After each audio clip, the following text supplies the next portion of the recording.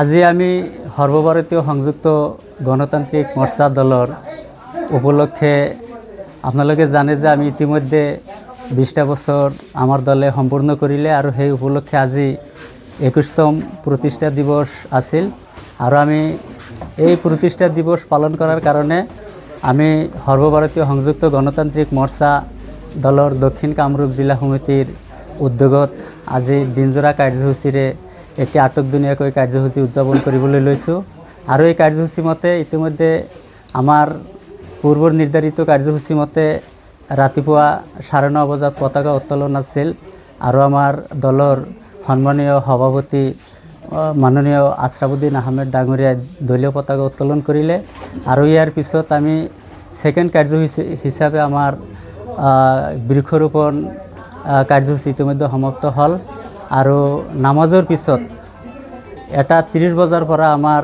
স্থানীয় চিকিৎসালয় আৰু আপোনালোকে জানে যে 2011 চনত আমাৰ এই অঞ্চলত AIUDF দলৰ হকে 9জনকৈ সন্মানীয় ব্যক্তিয়ে প্ৰাণ আহুতি দিছিল আৰু তেওঁলোকৰ প্ৰত্যেক ঘৰত গৈ আমি সমবেদনা জ্ঞাপন কৰিম আমাৰ দক্ষিণ কামৰূপ জিলা সমিতিৰ ফালৰ পৰা আৰু আমাৰ লগত সহযোগ কৰিব আমাৰ নৱগঠিত চমিৰা সমষ্টিৰ দুটাকৈ ব্লক গৰাইমাৰী ব্লক আৰু চমিৰা ব্লকৰ সন্মানীয় সভাপতিসকল থাকিব লগত আৰু আমাৰ কেন্দ্ৰীয় যুৱ মৰ্চাৰ সন্মানীয় সাধাৰণ সম্পাদক ইমদাদ হুছেইন ডাঙৰীয়া আমাৰ লগত সহযোগ কৰিব।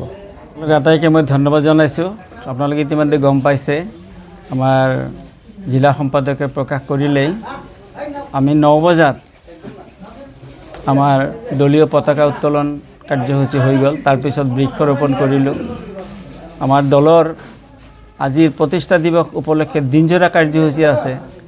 এই দুটাৰ পিছত আপোনালোকে সবে গম পায় যে আমাৰ 2011 চনৰ 3 মাৰ্চত দলীয় আমাৰ কৰ্মী এখন গাড়ী দুৰ্ঘটনাত 9জনকৈ আমাৰ দলীয় কৰ্মী ঢুকাইছে। তেখেতসকলৰ ঘৰলৈ আমি যাম, তেখেতসকলৰ পৰিয়ালক আমি সমবেদনা জ্ঞাপন কৰিম।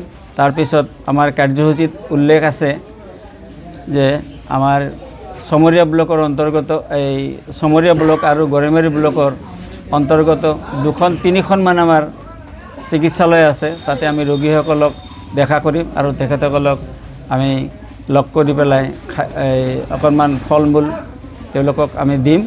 তাৰপিছতে আমাৰ আঞ্চলিকৰ বিভিন্ন কিছুমান আমাৰ বয়োজ্যেষ্ঠ মানুহ আছে, তাৰপিছত আপোনাৰ অৱসৰপ্ৰাপ্ত শিক্ষক আছে বা তেনেকুৱা ধৰণৰ অনাথ শিশু কিছুমান আছে, তেখেতসকলক আমি সমবেদনা জ্ঞাপন কৰিম।